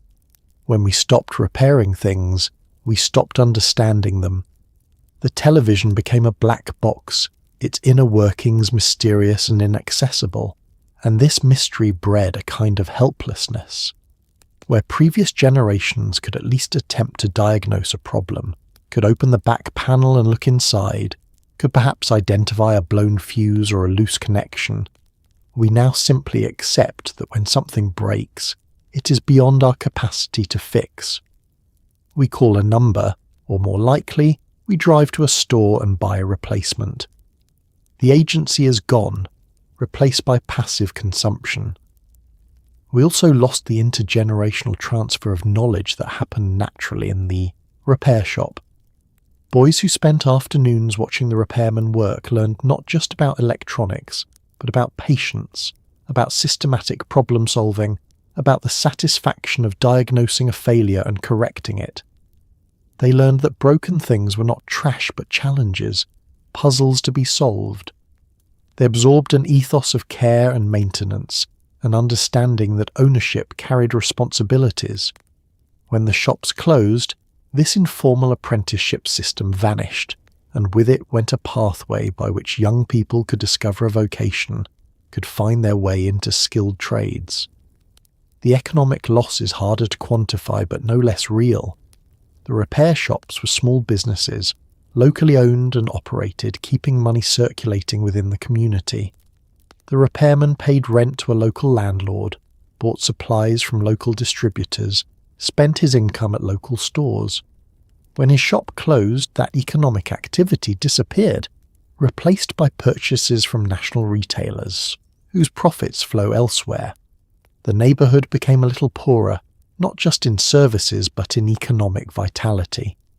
There's also a loss of redundancy, of resilience. When every neighbourhood had a repair shop, the system was distributed and robust. If one shop closed, others remained. If you moved to a new town, you could find a new repairman. But as the shops disappeared and repair became centralised in authorised service centres, the system became more fragile. If the nearest service centre is 30 miles away and booked 3 weeks out, repair stops being a realistic option. You replace instead, not because you want to, but because the alternative is too inconvenient. Perhaps most significantly, we lost a certain humility about technology. The repairman understood that even the most sophisticated television was just a collection of parts, each one doing a specific job, and that understanding demystified technology made it human scale and comprehensible. He reminded us that we could master these machines, that they existed to serve us rather than the other way around. When the repair shops vanished, technology became more powerful and more opaque, and we became more dependent and less capable. We traded understanding for convenience, and in doing so, we gave up something essential about our relationship to the material world. The repair shop was a small thing, a cluttered storefront on a neighbourhood street. but it represented a way of being in the world that valued durability over novelty, repair over replacement, knowledge over consumption. Its disappearance marks not just the end of a business model, but the end of an era, a shift in values that has left us wealthier in some ways and poorer in others, more comfortable perhaps but less capable, more connected to global supply chains but less rooted in local communities, more dependent on technology but less able to understand or control it. There is in recent years a growing nostalgia for the culture of repair, a sense that we have lost something valuable and that maybe, just maybe, we should try to get it back. Small repair cafes are opening in cities, volunteer-run spaces where people can bring broken items and learn to fix them with the help of skilled volunteers. Right-to-repair movements are pushing for laws that require manufacturers to make parts and schematics available, so that independent repair shops can survive. Young people are learning to solder and troubleshoot, not out of necessity but out of curiosity, out of a desire to understand how things work. It is a small movement, fragile and uncertain, but it carries with it the hope that repair might once again become part of our culture, that we might rediscover the satisfaction of fixing what is broken instead of simply replacing it. The repair cafes operate on weekends in community centres and libraries, organised by volunteers who remember the old repair culture or who have discovered it through stories and research. They are informal gatherings, tables covered with tools and parts and broken objects waiting to be examined. Someone brings in a toaster that stopped heating. Someone else carries in a lamp with a frayed cord. A third person arrives with a radio that produces only static. Volunteers with the electrical knowledge circulate among the tables, offering guidance, demonstrating techniques, helping people diagnose problems and attempt repairs. The atmosphere is patient and encouraging, deliberately designed to counter the intimidation many people feel when confronting broken technology. The volunteers explain that most repairs are simpler than they appear, that the key is systematic troubleshooting, checking the obvious things first and working through the possibilities methodically. They teach basic skills, how to use a multimeter, how to identify components, how to solder a connection properly. They emphasize that failure is part of the process, that sometimes a repair does not work and you have to try something else, and that even failed repairs teach you something valuable. Many of the people who attend these repair cafes are surprised by how satisfying the experience is. There is something deeply gratifying about taking a broken object and making it work again, about understanding what went wrong and correcting it, about refusing to accept that brokenness is permanent. The repairs themselves are often simple: a loose wire reattached, a worn switch replaced, a dirty contact cleaned. But the sense of accomplishment is profound. People leave the repair cafe not just with a working toaster, but with renewed confidence, a feeling that they are not helpless in the face of technological failure.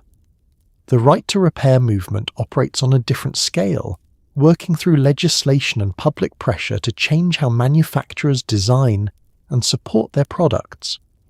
Advocates argue that consumers have a right to repair what they own, that manufacturers should not be able to prevent independent repair through proprietary designs or by withholding parts and documentation. They point to the environmental cost of disposability, the mountains of electronic waste accumulating because devices are designed to be unrepairable. They argue for a return to the principles that made repair viable in the 1950s: standardized parts, available schematics, modular designs that facilitate service. The movement has had some successes: state laws requiring manufacturers to provide repair information, federal regulations preventing companies from voiding warranties simply because a device was opened, growing public awareness that repair is both possible and desirable.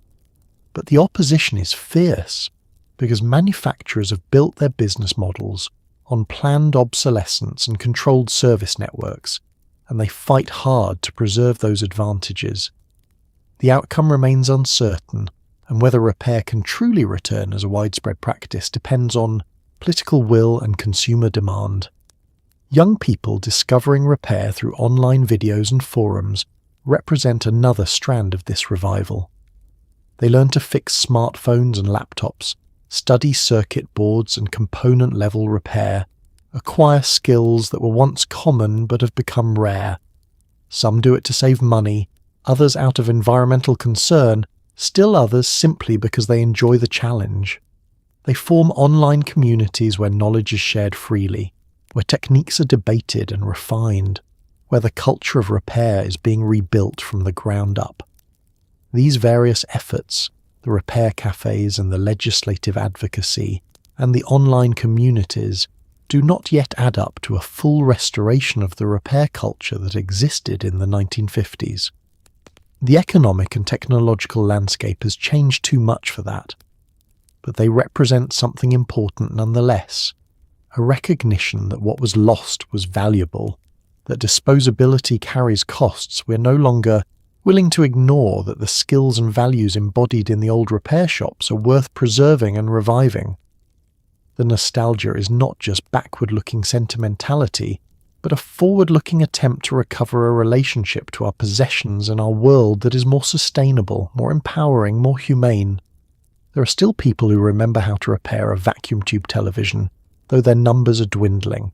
They are mostly older men now, retired or semi-retired, and they work not for money but for the love of the craft, the satisfaction of bringing an old set back to life.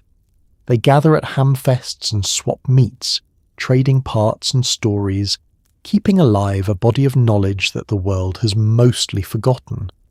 They post videos online, demonstrating repairs, explaining schematics, answering questions from younger enthusiasts who have stumbled across an old television at an estate sale and want to restore it. They are the keepers of a vanishing tradition, and they know that when they are gone, much of what they know will be lost. But for now, they continue, patient and persistent, fixing one old television at a time. These men, and they are almost all men, share a particular set of characteristics. They are meticulous, patient, comfortable with solitude and concentration. They have workshops in their garages or basements, spaces filled with equipment and parts accumulated over decades. They have collections of vacuum tubes organized by type, shelves of capacitors and resistors sorted by value, bins of transformers and speakers and picture tubes salvaged from dead sets. They have test equipment, some of it vintage, lovingly maintained and calibrated, and they know how to use every dial and switch. They approach each repair as a puzzle to be solved, a mystery to be unravelled through careful observation and logical deduction. They power up an old set and listen to its sounds, the hum of the transformer, the crackle of the high voltage, the hiss of the audio circuits. They watch the screen, noting whether the raster appears, whether the picture has brightness or contrast, whether the image is stable or rolling. They measure voltages, trace signals, check continuity. They work slowly, methodically, never rushing, because rushing leads to mistakes and old televisions do not forgive carelessness. When they find a problem, they fix it with the same care they brought to diagnosis. They desolder components using techniques learned 50 years ago, cleaning the joints thoroughly before installing new parts. They use modern capacitors to replace the old paper and wax types that have dried out over decades. But they hide these modern components inside the original metal can so that the set looks authentic. They restring dial cords that have broken, lubricate tuner contacts that have grown stiff, replace power cords whose insulation has become brittle. They take pride in doing the work properly, in returning the set not just to working condition, but to the condition it had when it left the factory. The online videos they post serve multiple purposes. They document repairs for their own reference, creating a library of procedures and troubleshooting techniques. They teach others, passing along knowledge that is no longer taught in schools or manuals, and they preserve history, recording for posterity how these machines worked and how they were serviced, creating an archive that future generations might consult if they want to understand how television technology evolved. The younger enthusiasts who contact them are a mixed group. Some are vintage electronics collectors who want their acquisitions to work. Some are historians interested in preserving technology. Some are simply curious people who enjoy learning how things work. The old repairmen welcome them all, answer their questions patiently, offer advice and encouragement. They know that most of these enthusiasts will never become serious practitioners of tube, television repair, that this is a hobby for them rather than a vocation, but they appreciate the interest nonetheless. At hamfests and swap meets, these keepers of knowledge gather in person, setting up tables of parts and equipment, talking for hours about circuits and modifications and particularly challenging repairs they have completed. There is camaraderie in these gatherings, a shared sense of being custodians of something important. They trade parts freely, often refusing payment because preserving the knowledge matters more than making money. They share schematic copies, repair tips, stories about rare models they have encountered. They are a community bound together by specialized knowledge and shared values, by a commitment to preservation and a respect for craftsmanship. They understand their role clearly.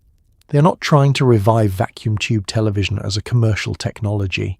They know that ship has sailed, that the world has moved on to digital displays and streaming services, but they believe that understanding how the old technology worked has value, that the skills required to repair it embody principles that transcend any particular device, that the patience and systematic thinking required for troubleshooting are worth preserving.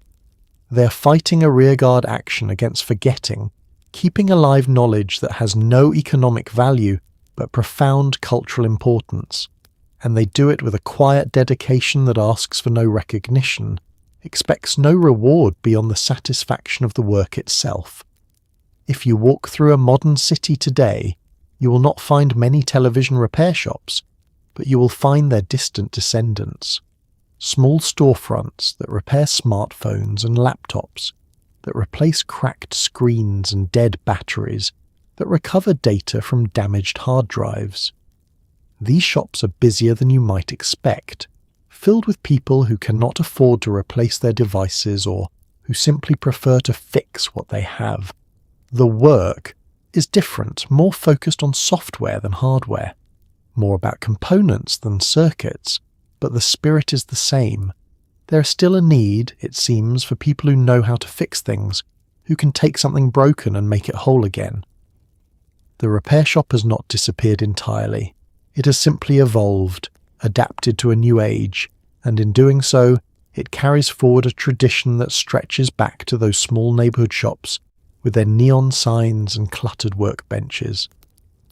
The smartphone repair shop occupies similar physical space to the old television repair shop, a small storefront on a commercial street, windows covered with signs advertising services and prices. Inside, the layout is familiar. A counter separating customers from the work area, shelves holding parts and supplies, a workbench where technicians bend over devices under bright magnifying lamps. The smells are different, less solder and heated metal, more plastic and cleaning alcohol, but the atmosphere is recognizably the same, the purposeful quiet of skilled people solving technical problems. The technicians are younger than the old television repairmen, often in their 20s or 30s, but they share certain characteristics. They are patient and detail-oriented, comfortable with small components and delicate work. They have learned their trade through a combination of formal training and self-education, watching online videos, reading repair forums, practicing on broken devices until their hands learn the necessary skills. They understand the economics of repair, know which problems are fixable, and which ones cost more to repair than the device is worth. The customers who visit these shops come for various reasons. Some have accidentally dropped their phone and shattered the screen, a repair that is usually straightforward and reasonably priced. Others have batteries that no longer hold a charge. buttons that have stopped responding, charging ports that have become loose or corroded. Some bring in laptops with broken hinges or keyboards that have stopped working. The technicians diagnose these problems quickly, quote prices, explain what is involved, and most customers choose to proceed with the repair because replacement costs far more. There is also a darker parallel to the 1950s, the same pressures from manufacturers to discourage independent repair. Smartphones designed with proprietary screws and glued together assemblies that make opening them difficult. Manufacturers void warranties if unauthorized repair is attempted. Diagnostic software and parts are restricted, available only to authorized service providers who must pay substantial fees and agree to restrictive terms. The independent shops work around these obstacles, sourcing parts from secondary markets, developing workarounds for software locks, sharing information through networks of technicians who help each other solve problems. The right to repair movement finds some of its strongest support among these modern repair technicians because they face daily the consequences of manufacturers' anti-repair policies. They see perfectly good devices thrown away because one component has failed and cannot be replaced. They watch customers struggle with a choice between an expensive authorized repair and a cheaper independent one that might void their warranty. They understand viscerally that the same forces that kill the television repair shops are still operating, still trying to eliminate independent repair in favor of manufacturer-controlled service networks. Yet the shops persist, serving customers who need them, filling a niche that authorized service centers often ignore. They are faster, more convenient, more personal, and usually cheaper. They handle repairs that manufacturers consider too minor to bother with, devices too old to be worth supporting, problems too unusual to fit standard service procedures. They are the safety net for people who cannot afford to replace their devices every time something goes wrong. And in many communities, especially lower-income ones, they provide an essential service.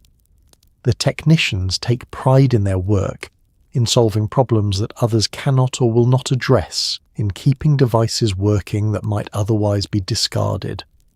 They understand that they are part of a tradition, that the smartphone repair shop stands in a line of descent from the television repair shop, and the radio repair shop, and the watch repair shop, all the way back to the village blacksmith and the travelling tinker. The tools change, the technology evolves, but the fundamental service remains the same, taking broken things and making them work again, preserving value, resisting waste, maintaining that fragile connection between people and the devices they depend on. You think about the repair shop sometimes, on quiet evenings when the past feels closer than usual.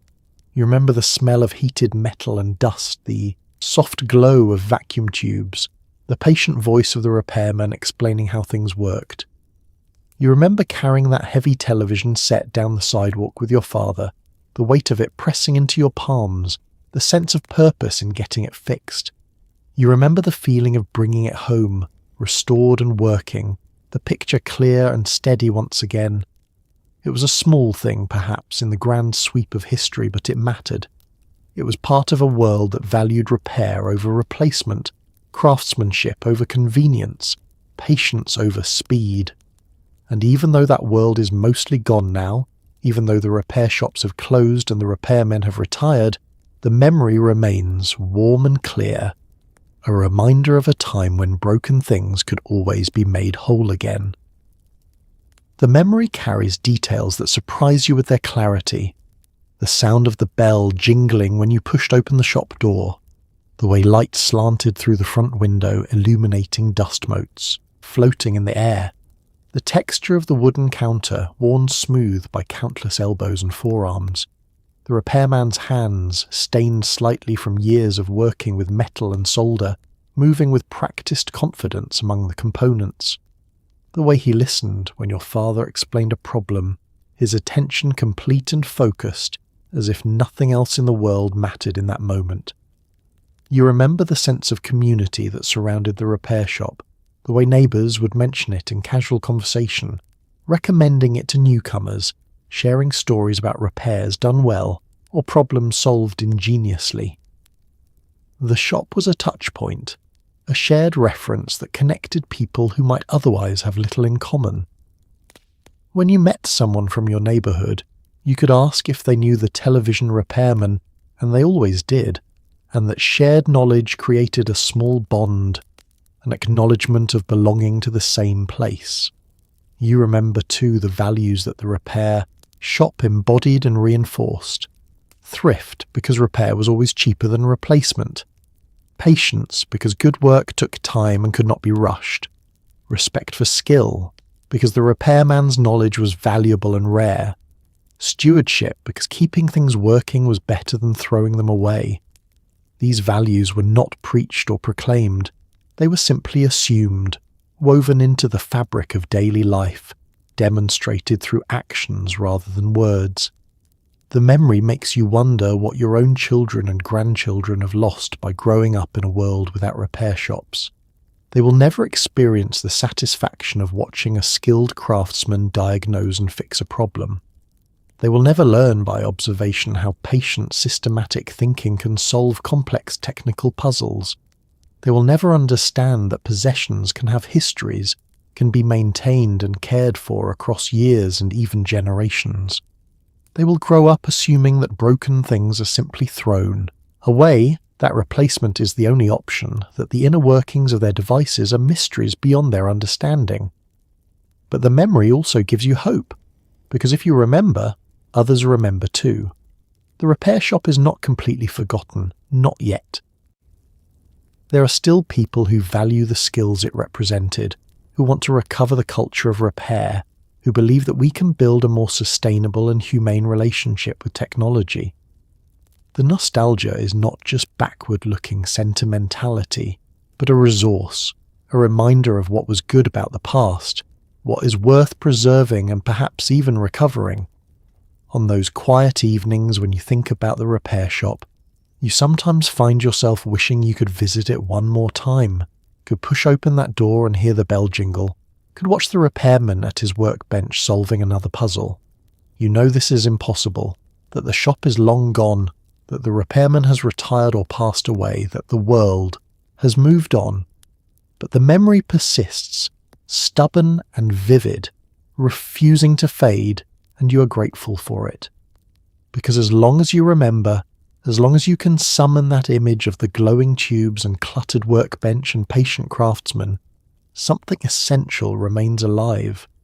The repair shop may be gone, but what it represented, the care and skill and patient dedication to making broken things whole, that can still be found if you know where to look, if you remember where it used to live, if you carry it forward in memory and perhaps in practice, keeping alive a tradition that matters more than ever in a world that has forgotten how to fix what it breaks.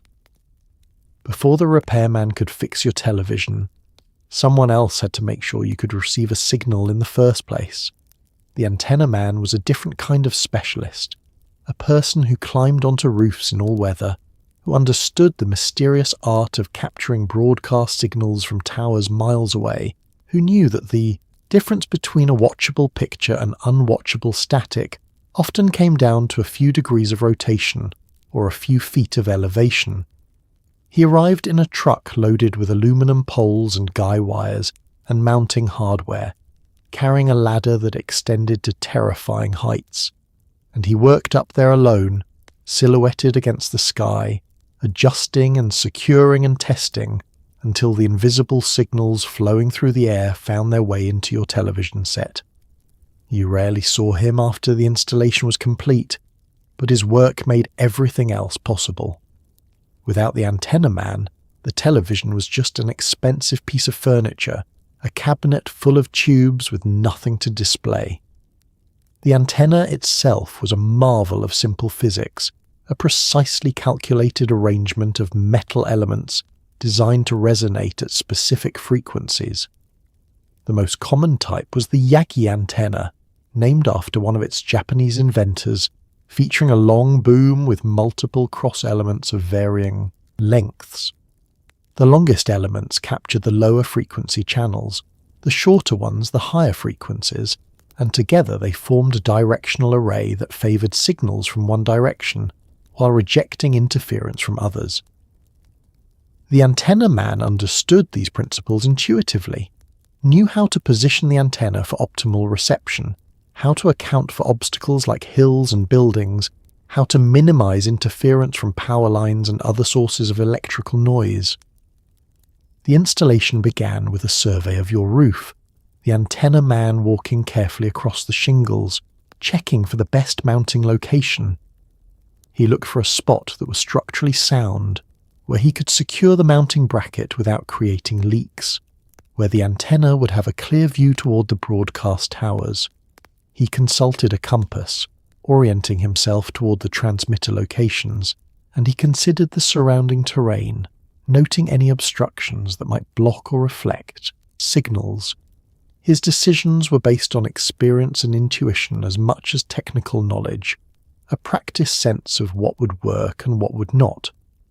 The physical work was demanding and sometimes dangerous. He climbed his extension ladder to the roof peak, carrying sections of mast and antenna, and worked methodically to assemble and secure the installation. The mast had to be perfectly vertical, checked with a level, and adjusted until it stood straight.